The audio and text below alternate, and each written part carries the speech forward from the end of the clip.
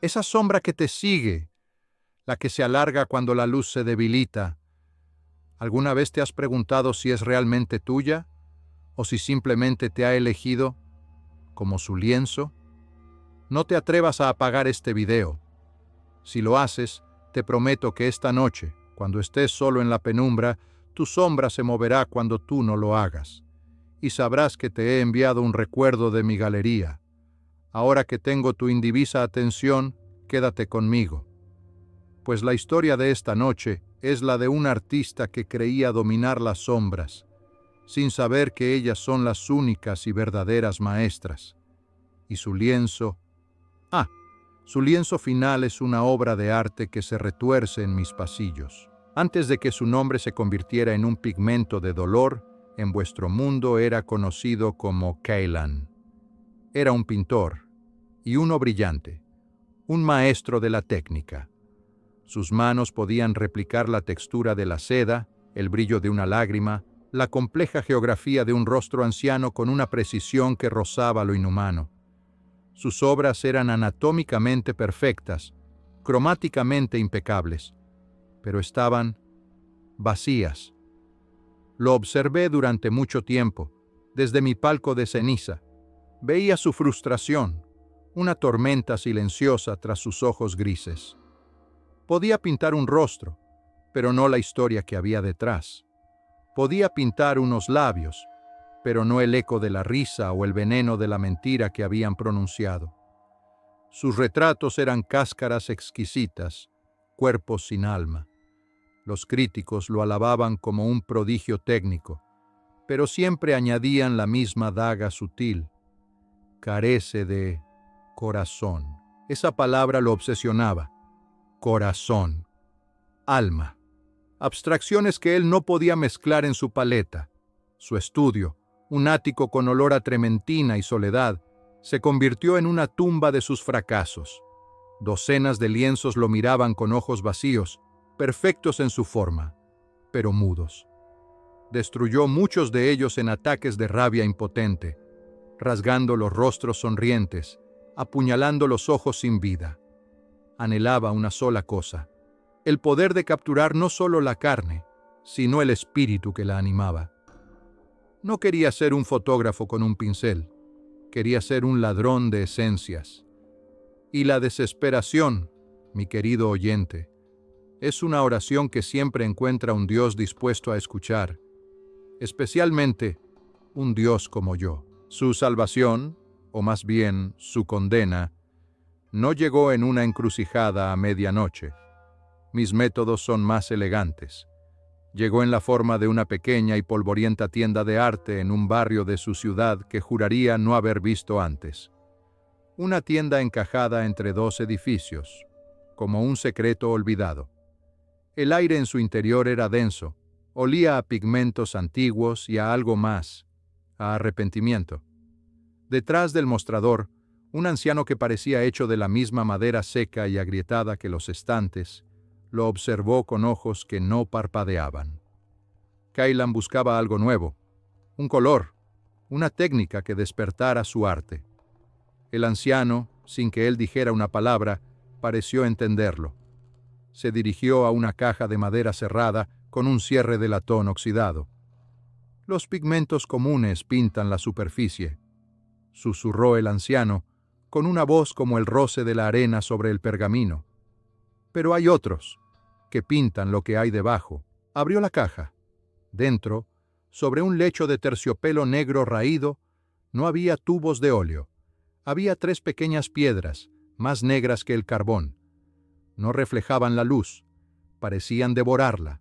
Una era el negro de un pozo sin fondo. Otra, el gris del último aliento en una mañana de invierno. Y la última, un violeta tan profundo que parecía el color de un hematoma en el alma. Se muelen y se mezclan con aceite de linaza y una gota de intención, explicó el anciano. Pintan la sombra de las cosas, la sombra real. Ceylan, fascinado, preguntó el precio. El anciano sonrió, una grieta en su rostro de madera. No cuestan dinero, cuestan veracidad. Lo que pintes con ellos se volverá más real en el lienzo que en el mundo. El eco será más fuerte que la voz. Es un precio justo para un verdadero artista, ¿no crees? Cailan, en su ceguera de ambición, creyó que era una metáfora poética. Tomó las piedras. Al tocarlas, sintió un frío que no era de este mundo. Un frío que le recorrió el brazo y se anidó en el centro de su pecho. El pacto no requirió firma. Se selló con el simple acto de su deseo. Salió de la tienda y, cuando se giró para mirarla de nuevo, en su lugar solo había un muro de ladrillos cubierto de hiedra. Esa noche, en su estudio, la excitación de Cailan era una fiebre. Molió un fragmento de la piedra más negra hasta convertirla en un polvo fino y sin peso. Lo mezcló con el aceite y al final recordó las palabras del anciano. Una gota de intención. Cerró los ojos y vertió en la mezcla toda su frustración, todo su anhelo de capturar la verdad. El pigmento negro pareció oscurecerse aún más, volviéndose un portal en miniatura sobre su paleta. Necesitaba un modelo, pero no se atrevía a usarlo en un cliente de pago. Salió a las calles neblinosas y encontró a su sujeto, un anciano mendigo acurrucado en un portal, con un rostro que era un mapa de toda la miseria y la dignidad que un ser humano puede soportar. Le ofreció unas monedas y calor a cambio de posar para él. En el estudio, el anciano se sentó, cansado y paciente. Cailan comenzó a pintar, y por primera vez no estaba replicando. Estaba canalizando. El pincel, mojado en el pigmento de sombra, no pintaba la piel arrugada, pintaba el peso de los años.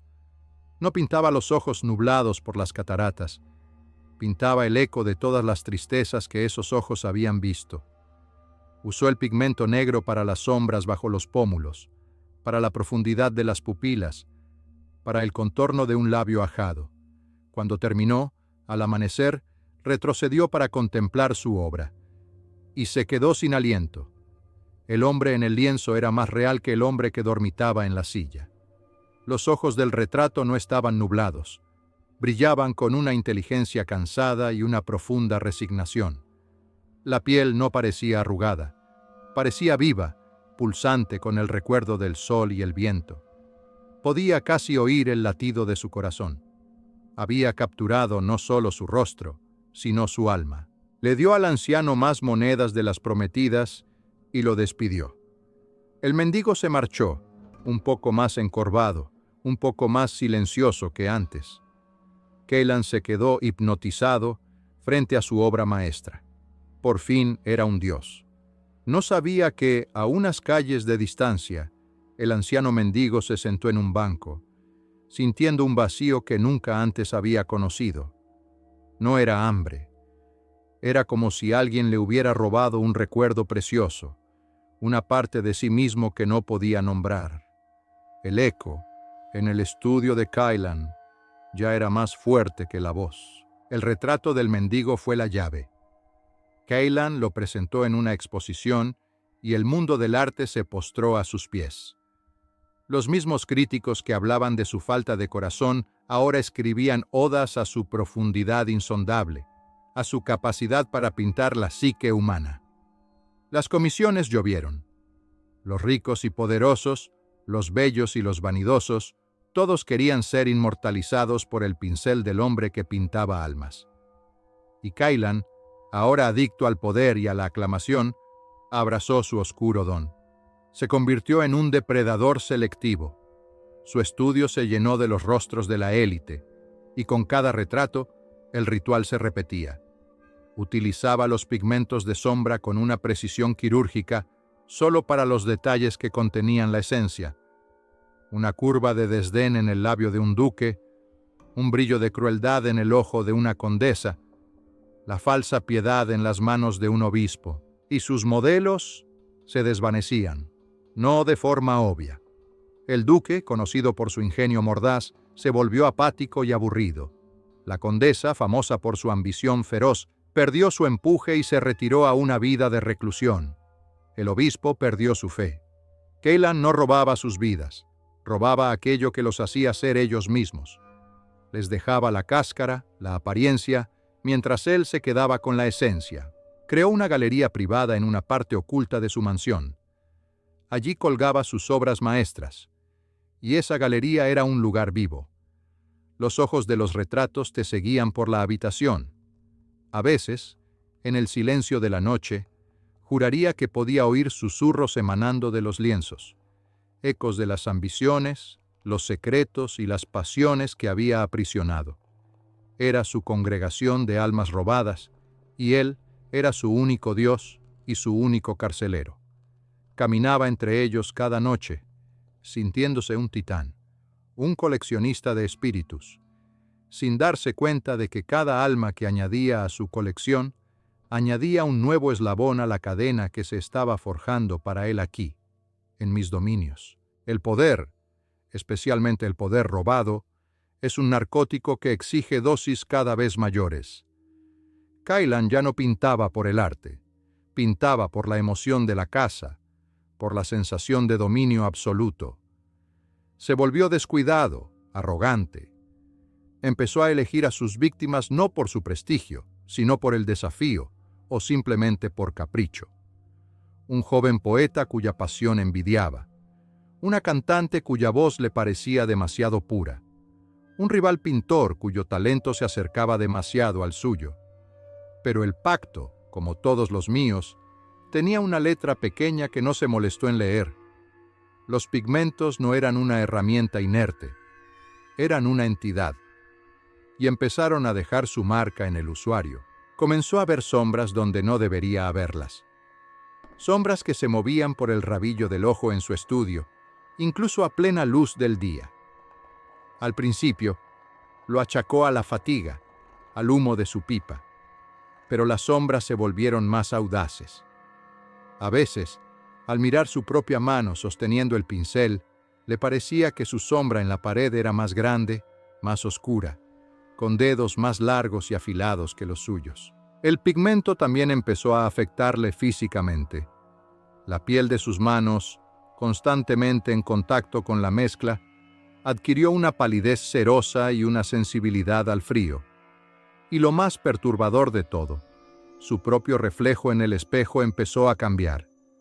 A veces, le parecía que la sombra de su rostro en el espejo era más profunda, que sus ojos eran dos pozos de esa negrura antinatural de las piedras que había comprado. Su propia alma, manchada por sus crímenes, estaba empezando a resonar con la naturaleza de su magia. La sombra ya no estaba solo en el lienzo, estaba en su pincel, en sus manos, y se estaba filtrando en su interior. La paranoia es el primer interés que cobran mis deudas. Kellan, el hombre que se creía un dios, empezó a tener miedo. Miedo de las sombras de su estudio, miedo de los susurros de su galería, miedo de su propio reflejo. Se dio cuenta de que no era el amo de la magia, sino su conducto, y que esa magia, esa entidad de las sombras, lo estaba consumiendo lentamente. En su creciente terror, concibió una última y desesperada obra de arrogancia. Creía que si podía capturar su propia esencia, su genio como él lo llamaba, en un lienzo, podría de alguna manera sellarla, protegerla de la influencia corruptora de las sombras. Se convertiría en su propia obra maestra, inmortal e intocable. Sería el único retrato de su galería que no sería una prisión, sino una fortaleza. Preparó el lienzo más grande y puro que pudo encontrar. Molió los restos de las 3 piedras de pigmento, creando una paleta de oscuridad absoluta. Esta vez, la gota de intención que añadió fue una mezcla de miedo, orgullo y un deseo desesperado de autopreservación. Se sentó frente a un gran espejo de plata, listo para pintar el retrato definitivo. Pero cuando mojó el pincel en el pigmento y lo acercó al lienzo, algo salió mal. La pintura, la esencia de la sombra, pareció retroceder. Se negó a adherirse a la tela. Era como intentar pintar con agua sobre aceite. Lo intentó una y otra vez, con una frustración creciente. La magia, por primera vez, no le obedecía. porque no quería ser enjaulada de nuevo. Quería un lienzo diferente, un lienzo más cálido. En el apogeo de su furia y desesperación, Kailan apuñaló el lienzo con su pincel, gritando una blasfemia. Y en ese momento, la magia encontró su camino. La masa de pigmento oscuro en la punta del pincel no goteó al suelo. En su lugar, como una gota de tinta viva, trepó por las cerdas, subió por el mango de madera y llegó a su mano. Kailan gritó de dolor y sorpresa. El contacto no quemaba, helaba. Era un frío que le llegaba hasta los huesos, un frío que parecía extinguir la vida. Intentó soltar el pincel, pero estaba pegado a su mano, y vio con horror cómo el pigmento negro comenzaba a extenderse por su piel, no como una mancha, sino como una red de finas venas negras que se hundían en su carne. La sombra no quería el lienzo de tela, lo quería a él. El dolor fue indescriptible. Sintió como sus propios recuerdos, su talento, su esencia, eran absorbidos, drenados por la mancha negra que se extendía por su brazo. La sombra lo estaba usando como su propio pigmento. El autorretrato se estaba pintando, sí, pero no sobre el lienzo, sobre él. Tropezó hacia atrás, cayendo entre sus lienzos vacíos, su cuerpo convulsionando. La mancha negra le llegó al pecho, al cuello, al rostro. Miró su reflejo en el espejo de plata por última vez, y vio el rostro de un extraño. Un hombre cuyas facciones eran las suyas, pero cuya piel estaba cubierta de sombras arremolinadas, y cuyos ojos eran dos pozos de pura oscuridad. Su último aliento fue un estertor ahogado. Su cuerpo, una vez que la sombra terminó de alimentarse, se desplomó, no como un cadáver, sino como un traje vacío. El artista se había convertido literalmente en su arte, y su alma, finalmente libre de su prisión de carne, cayó directamente en mis manos. Su llegada aquí fue silenciosa. No hay un juicio con trompetas para almas como la suya. Su juicio ya estaba inscrito en cada crimen que cometió. Cuando su conciencia se recompuso, se encontró en un lugar que su alma reconoció al instante: su estudio. Pero era una versión perfeccionada. El ático era inmenso, tan vasto como una catedral, y el techo de cristal no mostraba el cielo sino un remolino perpetuo de ceniza y brasas. Las paredes estaban cubiertas de miles, millones de lienzos en blanco, cada uno esperando un rostro. En el centro su caballete, y a su lado su paleta, sus pinceles, sus aceites. Todo estaba allí, y sintió la necesidad, el anhelo, la adicción de un artista a crear. Era una sed física, un hambre en el centro de su ser espiritual. Tenía que pintar.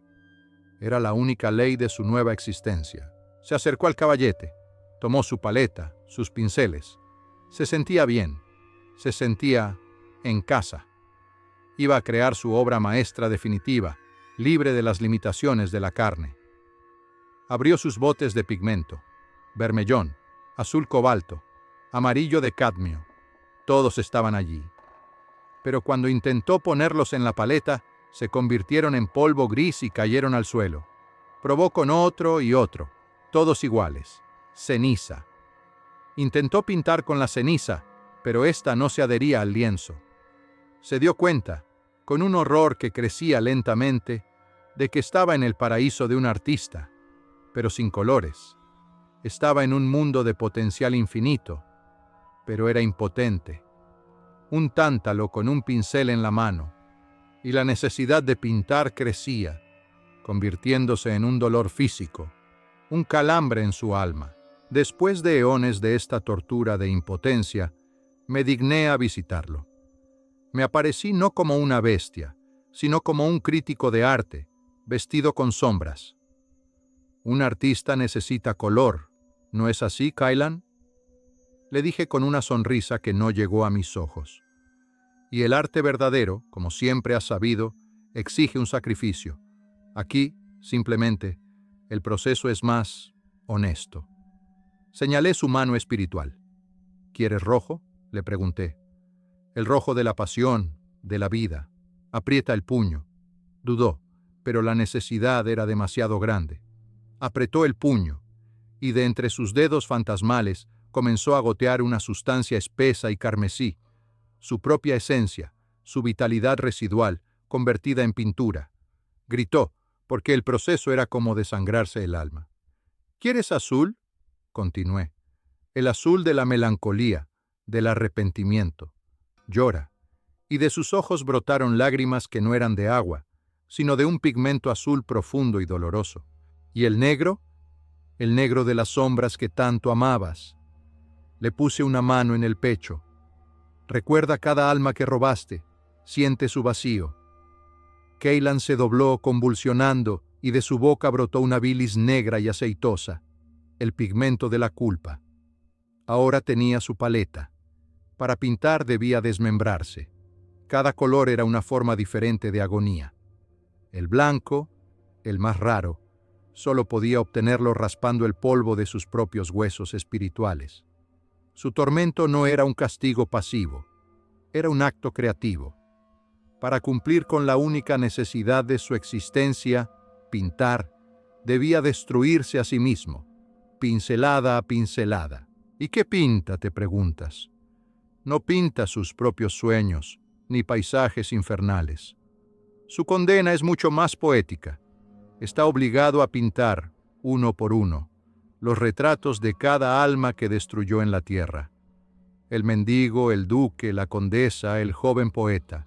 Debe pintarlos no como los recordaba, sino como eran en su plenitud, antes de que él los tocara con su sombra. Debe recrear la misma vida que robó. Y con cada retrato que termina, el verdadero horror se revela. El lienzo en blanco que tiene delante no es de tela, es su propia piel. Cuando moja el pincel en el rojo de su agonía para pintar los labios sonrientes del poeta, siente cómo sus propios labios se queman y se transforman en esa sonrisa. Cuando usa el negro de su culpa para pintar los ojos crueles del duque, sus propios ojos se convierten en los del duque, obligándolo a ver el mundo a través de la maldad que capturó. Su cuerpo es el lienzo. Con cada retrato que completa, su forma se desvanece y es reemplazada por la del alma que está pintando. Pero no es una transformación completa. Las sombras, las mismas que lo consumieron, todavía lo habitan. Y estas sombras, hambrientas, devoran lentamente el retrato que acaba de pintar en su propia piel, dejándolo como un lienzo en blanco, desfigurado y roto, listo para el siguiente. Es un ciclo eterno. Se desgarra a sí mismo para pintar a sus víctimas sobre su propia piel, solo para que las sombras que él mismo desató devoren su obra y lo dejen listo para empezar de nuevo. Es un artista, su propio lienzo, su propio pigmento y su propia obra de arte en constante y agónica destrucción. El autorretrato que nunca pudo terminar en la tierra lo está pintando aquí, por toda la eternidad. Y su único público soy yo, el ego de un artista. Es una bestia tan hambrienta. Ceylan creía que el arte era una forma de poseer la vida, de hacerla inmortal. Y en cierto modo, tenía razón. Ha hecho inmortales a sus víctimas, en el ciclo de su propio tormento. Y asimismo, lo ha convertido en la obra de arte definitiva, un monumento eterno al dolor de la creación. Ahora, ve a tu mundo de luz y sombras, y la próxima vez que admires un retrato cuyos ojos parecen demasiado reales, pregúntate cuánto le costó al artista. Pregúntate qué parte de sí mismo o de otro dejó en el lienzo. Algunas sombras nunca se secan,